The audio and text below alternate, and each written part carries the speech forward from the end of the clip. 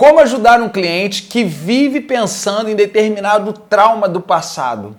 Bom, existe uma frase muito popular que fala que quem vive de passado é museu. Isso não é uma verdade, porque não é só um museu que vive de passado. Tem várias pessoas que sofreram traumas, e traumas muitas vezes muito profundos, ligados ali até mesmo à identidade daquela pessoa, coisas que formaram a personalidade daquela pessoa. Às vezes é um abuso de infância, às vezes é uma questão do pai, às vezes que era alcoólatra e tratava o filho super mal, até mesmo aquele filho podia ter sofrido agressões físicas. Às vezes também é baseado num relacionamento afetivo, que a pessoa sofreu às vezes determinado relacionamento abusivo, onde a pessoa fica ali presa naquele relacionamento e não quer mais se relacionar com outras pessoas. E como é que você faz uma abordagem clínica para que o cliente possa desenvolver uma nova possibilidade na vida dele, para ele não ficar só pensando no passado? Primeira coisa é mostrar para o cliente que aquele passado faz parte da vida dele. E ali você vai separar com o seu cliente o que é verdade e o que é ilusão.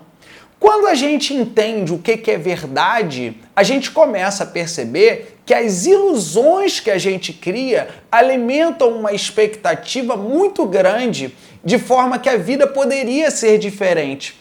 Por exemplo, uma pessoa às vezes que o pai ou a mãe deu para a tia criar, ou deu para o avô criar, ou deu para uma prima criar a criança, porque morava longe ou porque precisava trabalhar. Às vezes aquela criança, ela começa a olhar para aquela cena e falar assim: olha, o papai e a mamãe não gostam de mim.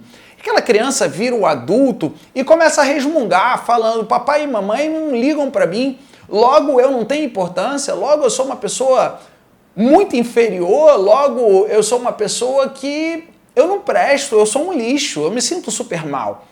Na realidade, aquela pessoa está totalmente focada no passado. E quando a gente começa a aplicar essa técnica do que é verdade, do que é ilusão, a gente começa a separar o que aconteceu de fato e o que a pessoa criou. Exemplo, essa criança ela pode ter criado uma percepção que o pai deveria ser diferente, que a mãe deveria ser diferente. No entanto, os pais não tinham maturidade para fazer de outra forma, eles não tinham recursos para fazer de outra forma. Só que essa criança, ela alimenta uma ilusão que os pais deveriam ser diferentes. É a sensação de vida injusta. Então, quando a gente olha para a verdade e a gente olha para a ilusão, a gente começa a separar o que está acontecendo nessa história. Um outro exemplo aí, dentro disso que eu estou falando.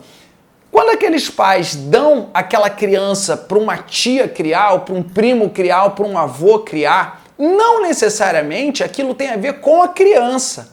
Aquilo provavelmente tem a ver com a circunstância que aqueles pais estão. Às vezes aqueles pais precisavam trabalhar fora, então eles não podiam criar naquele momento. Às vezes aqueles pais moravam numa distância muito longe ou tinham pouquíssimos recursos financeiros e eles entenderam que era melhor para aquela criança que outra pessoa cuidasse. Não estou falando que está certo, não estou falando que está errado. O que eu estou falando aqui é que muitas vezes a criança acredita que aquilo é pessoal. A criança fala assim: eu sou um lixo e por isso meu pai me deu. E às vezes aquela criança, ela cresce e vira um adulto com uma série de questões ligadas a abandono. E aquele adulto só fica pensando: eu sou rejeitado, eu sou rejeitado, eu sou abandonado. Isso termina se repetindo no decorrer da vida daquele adulto. Às vezes é na relação afetiva, às vezes é, por exemplo, na vida profissional, quando aquela pessoa é demitida ou ela não consegue ter uma direção profissional. E o que a gente deve fazer na abordagem clínica? Afinal de contas, esse é o tema desse vídeo. Em primeiro lugar, ressignificar as coisas do passado, e eu já falei aqui uma técnica, separar o que é ilusão, o que aquela criança criou, separar o que é verdade, o que é realidade daquilo. Segundo ponto, você pode utilizar ferramentas que levem a pessoa para o momento presente e para o momento futuro. Então, quando a pessoa está sempre falando do passado, você vira para ela e fala: tá, mas vamos criar uma possibilidade nova para o momento presente. E no momento presente, qual a nova possibilidade que você cria sobre isso? E quando você olha para o seu futuro, e aí deixar muito claro para o cliente que às vezes ele está subestimando o futuro que ele tem, os anos que ele tem pela frente, porque ele está totalmente ligado ao passado. Então, quando você ressignifica as questões do passado, é hora do cliente olhar para o momento presente, é hora dele olhar para o futuro. Então, você vai utilizar várias ferramentas. Ferramentas, por exemplo, como a ferramenta de autossabotagem, perdas e ganhos. Então, você precisa fazer alguma coisa e você está aqui focado no passado. O que você ganha se você fizer? O que você perde se você fizer? O que você ganha se você não fizer? E o que você perde se você não fizer?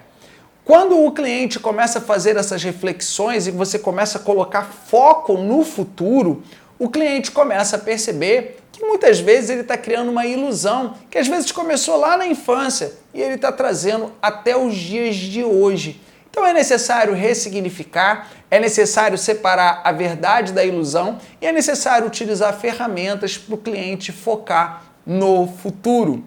Curtiu esse conteúdo? Então aproveite para se inscrever no nosso workshop absolutamente gratuito. Para você que é terapeuta, para você que é coach, entre no nosso site escoladeheróistreinamentos.com.br escoladeheróistreinamentos.com.br. Eu sou Diogo Hudson, responsável pela Escola de Heróis, uma formação para terapeutas do novo milênio.